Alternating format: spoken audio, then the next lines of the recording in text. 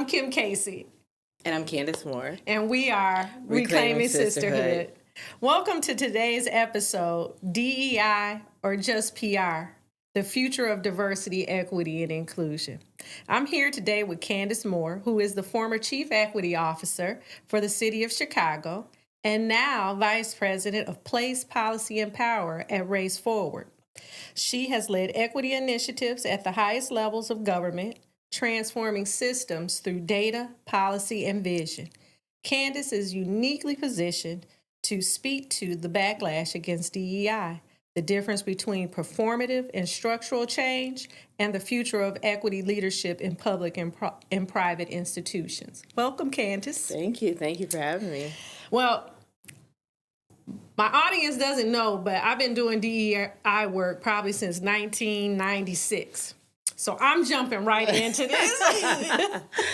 And I want to start off with, I was watching something last week where Eric Trump said that DEI was out the window. DEI was dead. So let's talk about that. Interesting. Well, what is he using? What is he basing that off of? You want to know what my thoughts are about it? Yeah. I mean, it's ridiculous, and it sort of it speaks a lot to what's going on right now. That is a narrative that some people in this country want to come to life. Mm-hmm. They would like the conversation around diversity, equity, and inclusion to die.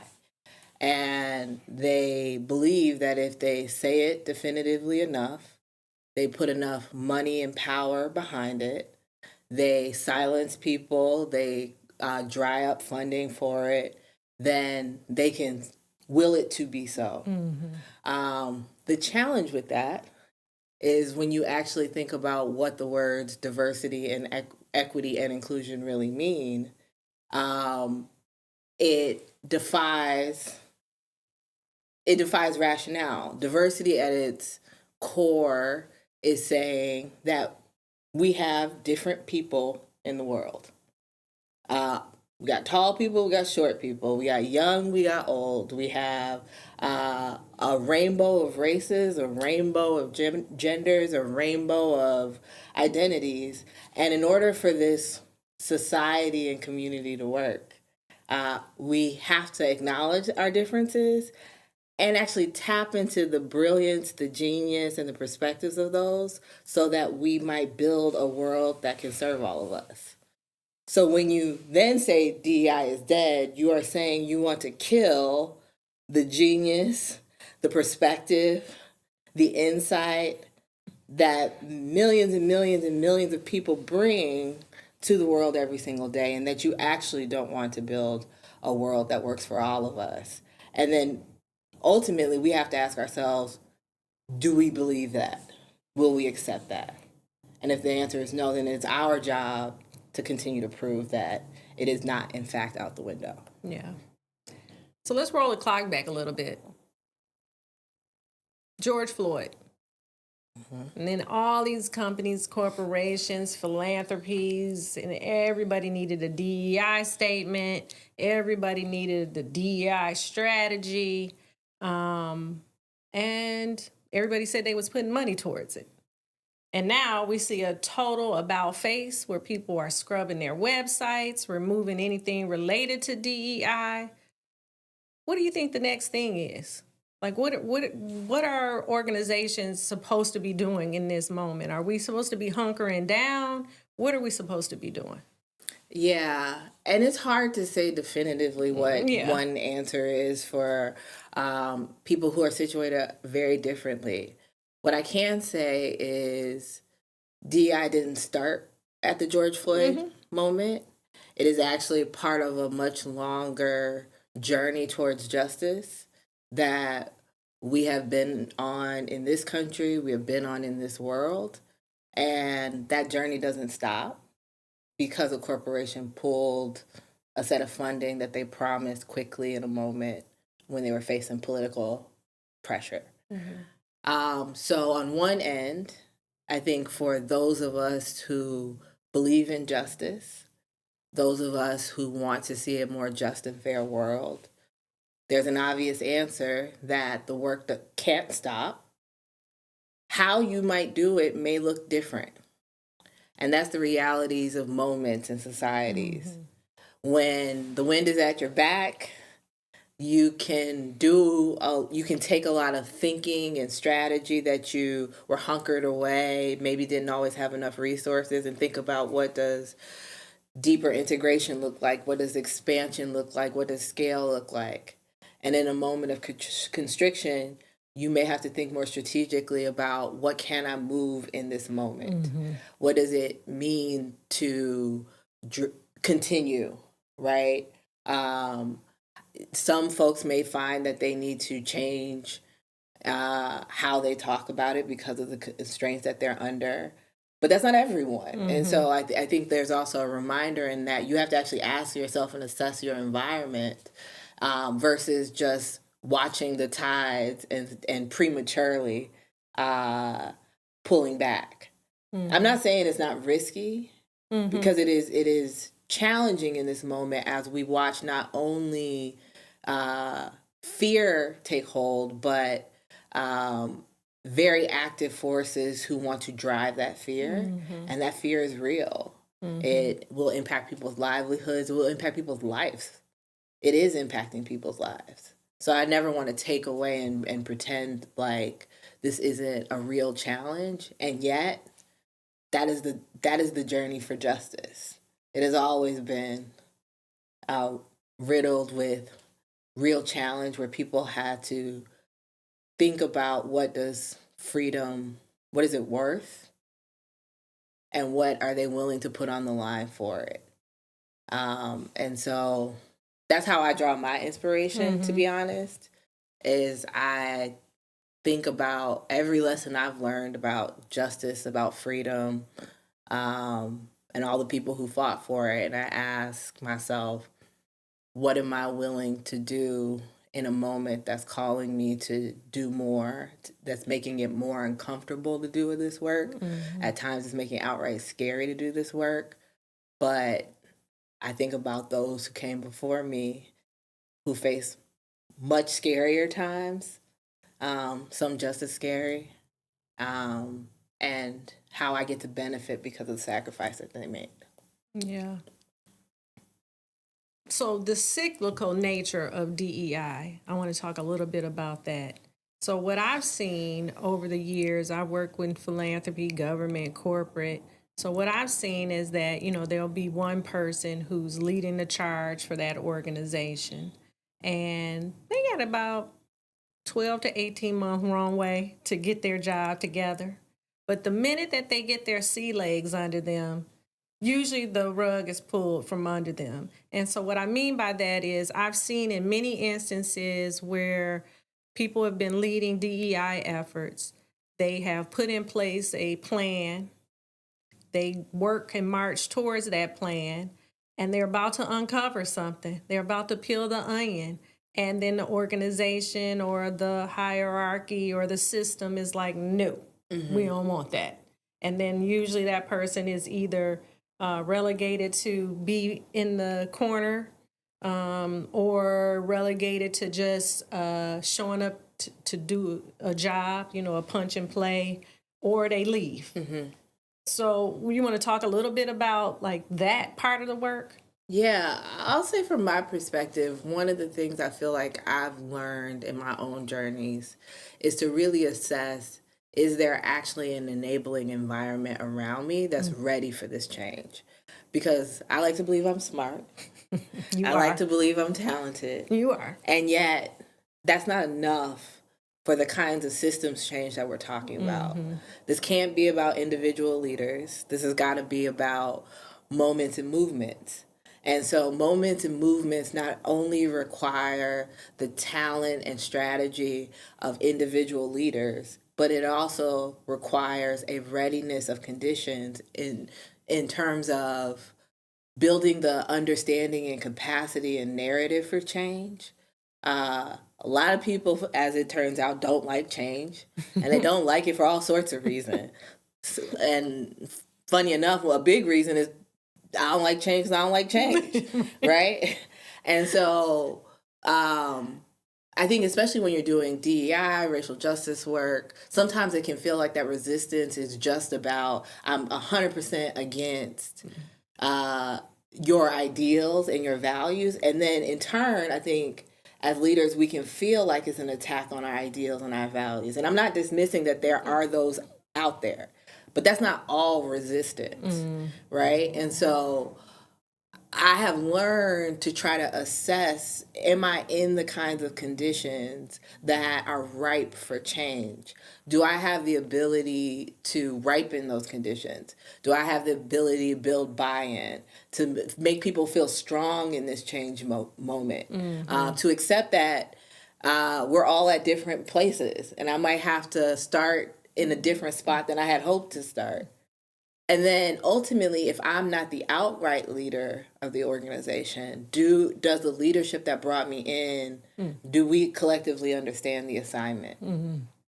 And those create ripe conditions for change, not perfect conditions for change. Even in that environment, there can be all sorts of things that come up. But I think life lessons have taught me that matters quite a lot. And then the other element that I hold is I am a part of a collective change. So I may come up with a vision in my head that start to finish of how I would like to see things. And I may never get to complete that for all sorts of reasons, including the organization isn't ready, the organization shifted. Am I planting seeds along the way? And maybe it's someone else's job after me to pick up the seeds that I've laid to carry the work forward. And so I also remind myself that nothing that I do is in vain. It's just not necessarily all going to bloom in the moment that I'm ready to see it. And so, and I feel like I've been confirmed in that in my own journey. And sometimes it frustrates me because I feel like everywhere I go, it's not till I leave that everybody want to act right and everything is blossoming. And you're like, can I just enjoy it once? But that's so true, though. Again, I think one of the lessons that has taught me is that actually that might be part of my purpose, to start things, to lay seeds. And if that is my purpose, am I doing it well? Nice. Yeah. Okay. So let's talk a little more about being a Black woman in this DEI space at a time where Black women are used to hold majority of these DEI positions. No longer are they. And there's now this almost like this invisibility cloak over Black women leadership. So can you talk a little bit about, your journey in this DEI space as a Black woman, and now, in this time that we're in where Black women are being maybe more silenced or more like seen or not seen, but pushed over to the side? It's an interesting circumstance. And when I really try to unpack my own experience and the experience of so many Black women that I'm engaged with, I think the first question I ask is, so why was it that Black women were leading so many DEI spaces? And for me, I think part of it is when I think back in my experience, there's a way in which my heritage, my family, my ancestry has always come from a lineage of truth tellers and workers. We don't just talk about it, we gotta roll up our sleeves and do it. Right? Be about it. And that has been the experience of so many Black women as we have faced the impact of systemic inequity that has ripped families apart, that have attacked our bodies, our health, our mental health, that has limited our potential. But our resilience has always been rooted in the care for our families, the care for our communities, that we are stronger than anyone would. Our strength doesn't come from just external validation. Our strength is something that comes from our lineage, from our mothers, our grandmothers. As you hear the stories of resilience from your mothers and your grandmothers, Black women have never just been at the house, just caring for the house. The house was always community, right? And so I think that creates this kind of readiness to be out in the world and institutions and continue to be a truth teller, to have an internal resilience about you, a focus, a heart for care, but also the kind of care that is straightforward and honest and clear and concise. And so I think those created the conditions when you're talking about trying to change systems and trying to push a community that made Black women ripe for the job, right? And still ripe for the job, still ripe for change efforts. And just because society has changed in this moment, I think there's trying to create a fear around that kind of truth telling is not accepted. That is the kind of focus that we need to quash. This is about status quo, keep it under the radar. And I'll speak for myself. That's real hard for me. Hard to see something that ain't right and not say something to somebody. That's who I am and that's how I was raised. And I've been blessed that I'm still in a position where I can do that. But unfortunately, so many people found out they weren't in positions where they could do that. And I think my message, my hope is that this does not get internalized for Black women to believe that they can or they shouldn't or they were in the wrong position, but they recognize it for what it is this is a confrontation with systems of inequality and people who want to perpetuate them and want to benefit off of them and profit off of them, and that the fight for justice, the forward push for justice does not change. The assignment is still the same. And I think another part of our inheritance is resilience. That we have been through hard times. We are made to survive hard times. We will survive hard times. This is one of those times, but we've been surviving, we'll continue to survive, and we'll not only survive, but we'll find the next opportunity to push, to grow, and to thrive and be ready for the next opportunity to build. Yeah. One of the things I always say about Black women, we know how to reinvent ourselves, right? So for whatever the role is, we can reinvent ourselves to meet that need. You talk a little bit about like coming up against the system. And I want to ask you about what does real or measurable equity and impact look like in an institution? Yeah, and I'll talk a lot about my experience in government, where I've been the most. One of the things, some funny stories along the way. When I first started off as a chief equity officer, to be honest, it was like completely overwhelming. It felt like everybody in Chicago had my email, my phone number, and they all were coming at me at once. It was beautiful and terrifying at the same time for the introvert in me. But very quickly, one of the questions that would come up, Candace, I'm so excited that you're taking on this role. It's going to be great. How are you going to solve racism? How are you going to measure you solving racial inequality? And very quickly, I started to respond that, one, I'm not going to solve racism in this one job, in this one moment. I'm here to start something. I'm here to lay a foundation for something that creates the environment where if we all engage and we all participate and all bring our genius to it, we might have a shot at moving something. So I will not be solving racism.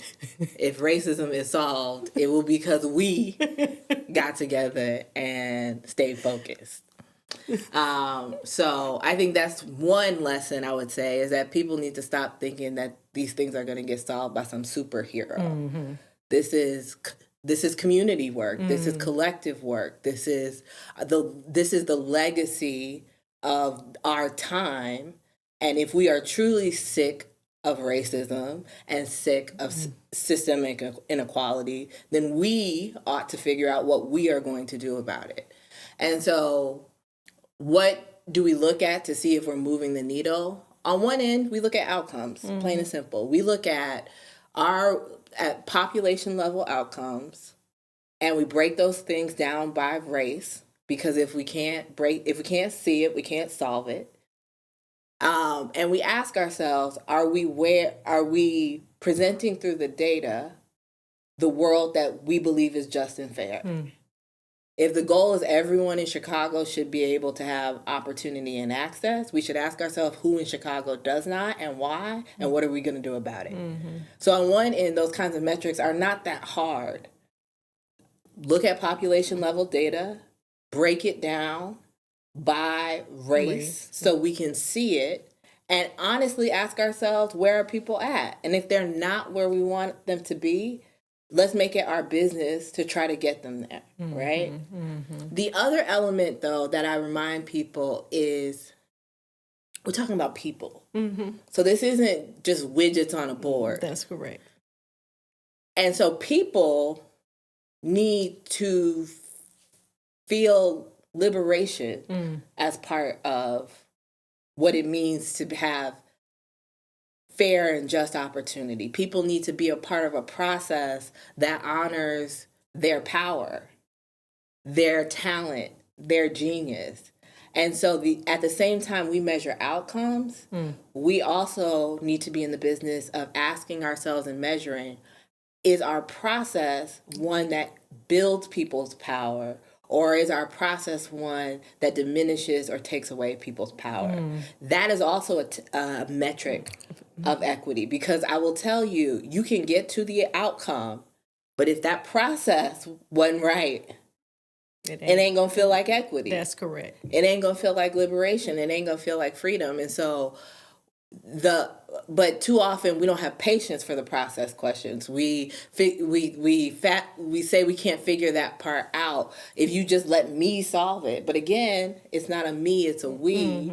And so the definition and the durability of our equity and our change and our transformation efforts are in how powerful are we together. And the only way you get to tap into collective power is by creating processes and systems that honor people's power and allow them to give their power to the change effort. And then you get to outcomes that aren't only moving the needle, but are durable and sustainable and ready to resist in moments like the one we're in right now. That's reminding me about I'll be working on a project with Staines Foundation around a resident engagement strategy, and really getting them to put the process in place to center resident voice, to have that voice be almost one of the data points for how they make decisions on where they fund and what they fund in the North Lawndale community. And I think a lot of times we think about, if we center community voice, we're only going out, we're doing a survey, we might do a focus group, but we don't go into communities to build power and to build leadership within the citizenship of that community. And so while you were talking, I was like, yes, I'm on the right track, right? Because you have to figure out, everyday citizens have a lot to contribute to the way they live their life and how their life is going to be governed. And if they are not at the center of that conversation, what are we doing? And I think people need to confront us do-gooders, us change agents need to confront how much of our ego is wrapped up in this. There is a superhero mentality that a lot of us don't want to talk about. I want to be the one to say, I helped achieve those outcomes. Look at all the stuff I did. But the danger of that is that you have inserted yourself to prop up a space, prop up a community, and the minute you are gone, the minute something changes, the minute you change your mind, you pull out and everything crumbles, and sometimes worse than what it was before, right? And so I think when we talk about engagement, we actually need to get clear why. It's not just a nice thing to do. That's right. It's not just a thing to put on your website to say, oh, this is how many people we're engaging. If this thing is going to be sustainable, if this is about people's lives, then at the end of it, their lives should be in a better position to continue living their lives the way that they want. That's the actual work. And so if our intervention, sometimes our disruption, does not result in people feeling stronger and more powerful, then you're not doing transformation work, you're doing charity work. And you are centering yourself and your charity as the sort of main force or the main impact. And the minute your charity is taken, you haven't changed any of the systems or conditions around. And so everything is just reliant on that. And we have to confront that that's actually ego. Well, but that is something that is very prevalent across many issues, right? So we're dealing with education and the gap in education of white students and black students. It's been that way for years, right? But we know that money and programs have been layered in and layered on, but we're still receiving the same types of results. So again, back to what you said, if you're just centering one particular component of it and you're not understanding what you're building, but you're coming in to just prop it up for the time being to say that you're doing this project, then ultimately you're leaving them in a worse situation than when you first came in the door. Absolutely. Yeah. It's something we talk a lot about in our change sector. That whole frame around, actually for me, I remember when Michael McAfee from Policy Link first talked about it, and I was like, that's it. That's really what we have to confront. And that's not to say that in a particular moment that what's not needed is an act of charity, right? Think about a natural disaster. You might need an act of charity, an act of kindness, an act of let me give what I have to a problem. But that's what it is. That's a response. It's not transformation. It's not transformation. And so I think clarity around what we're doing and what we expect from what we're doing is important. What leadership structures or systems have you seen that support long-term equity goals? Like what types of characteristics in a leader or a structure have you seen that really support the movement of equity? Like I know when you were at the city, your office was codified into law so that it could not be removed, right? So say what you will about Mayor Lightfoot, but she was a visionary in terms of looking at and actually doing things. So you want to talk maybe not even just about that, but just in general. Yeah, and I'm very grateful for the leadership of Mayor Lightfoot, and because I think she did some really important things that matter towards driving transformation. So she recognized that she was a mayor and that her voice had a loud microphone attached to it. So she said equity. That's right. She said that's what we're doing. That's what I expect, which gave me, the chief equity officer, a lot of cover. So many equity officers I would talk to around the country did not have that kind of cover. They had to make the case to everybody that they were talking to that this was important, and if I could just have a little bit of your time. And in hindsight, I realized how valuable that was. It was clear to everyone that that was on the agenda, that was going to be the focus. And in fact, I had a different problem. Everybody's trying to do equity, and I got to help all these people figure it out, which is a problem I'll take, right? So I think that element of leadership is recognizing that some of this is blocking and tackling. Some of this is about clearing the space, setting the narrative for the change, ripening the conditions for the change. There's also resources. So often, I would talk about it a lot in the city, people would say, oh, does this come with extra money? One of the things I challenge, though, around that is, especially if you're doing systems work, this can't just be an add-on. It also has to be an add-in. So theoretically, you are funded to do a set of work. Equity is asking, how are the resources that you have organized toward a fair and just impact?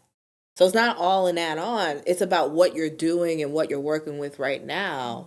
It's not just something that should be a side project or a separate budget line. Now, that's not to take away that I think you need focused efforts and focused resources to drive a change process. But at the end of the day, carving out and making sure that the resources can follow an equity strategy is an important element for leaders to be prepared for.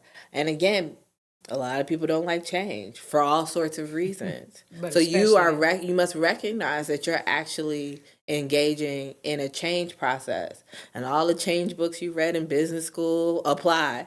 All the right, like how many times? I mean, it's so funny that when it comes to equity, I find that people scratch their head so much, and and part of it is, you know how to change a system. What I'm asking you to do, though, is add a level of honesty and truth about impact and history and the conditions in which you are doing this work, and apply it to that design strategy, that innovation strategy, that budget strategy, right? And so much of this is an add-in, and I think a leader who can help empower people to see it, that's the other thing, too, is I think an important element of equity leadership for me is that I wanted people to feel strong doing their equity work. I was pretty clear that I did not just want to sit in a place of telling everybody what they're doing wrong, but I wanted to be a part of efforts where I got to help people build and get excited and unlock and see that it's possible. To the point where I had some leaders that would look at me and say, wait, that's equity work? But that just makes sense. Funny thing. It does. Equity, in fact, makes sense. So. Awesome. I got one last question for you before we close out the show. And that is for the future of equity work. You know, you're sitting at Race Forward. And what's the future of equity work going to require from leaders, and maybe specifically Black women? It's going to require courage. There's no doubt about the challenge of the moment. And it takes courage to continue to take up space, to name it, when there's so much threatening your livelihood. And not everybody will be able to speak at the same volume, at the same moment. And that's okay. we don't all have to be perfect, but it is going to require us to be in community. I can say a little bit more because I work at an organization called Race Forward. That's right. So what do I do with my power and my privilege? Will I be courageous enough to say it, knowing that I have a little bit more space than others? How do I help people who are in places where they can't say it and name it as clearly, still be able to drive it, still be able to know that it's okay if you have to pause for a second or come around the back to get there. Like, I accept you. That's part of the work, right? That's part of the work and how it needs to look in this moment. And so how do we continue to build and demand and push for what is a much more basic principle of justice and fairness? How do we speak truth to power about what justice requires? How do we push against a narrative that is trying to distort what justice and fairness look like in this country? Right? And so I think as I think about Black women, we're truth tellers. That's part of our inheritance, right? That's part of the gift that is given from the matriarchs before us. And we recognize that truth got to come in all sorts of forms. Sometimes it's sweet, sometimes it's not, right? And I think that's still the work to be done. I think that's what it's going to require, is to be the person in the room lovingly, sometimes not so lovingly, depending on where you're at and how you're doing it, to be a truth teller, to be a support, to be resilient, not just for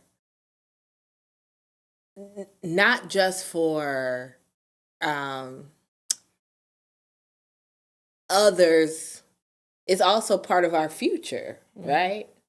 It is for those who will come after us. It will be, and so, you know, when I think about what it means to be a Black woman, when I think about all the lessons and love of my mother, my grandmother, my great-grandmother, I got a chance to go to Ghana recently, and so that was a particularly powerful experience of reconnecting to a heritage and an ancestry that I didn't realize how much I needed it, right? To hear lessons and stories and see the evidence of queens, of mothers and aunties that protected and kept and were resilient. I'm a part of that legacy. This is my leg of the race. What am I going to do with it? Awesome. And so I think even in the hardest of times, we come from a legacy of resilience, and this is no different in that sense. It is our challenge, and I don't have all the answers, but I believe that if we can come together and stay in community, we can come up with something that might just work. Awesome. Boom. She said that. Like, she really did. So thank you, Candace. Thank you. This podcast was really to center the voice of what's really happening in our society right now and the silencing of Black women, but how do we still stay in the game and keep ourselves going? So please watch this podcast. Share it with someone that you know is leading on equity work. Share it with someone that is working in diverse communities but needs to understand how communities should be centered in the work. And then support justice, right? And reclaim your voice. Welcome home.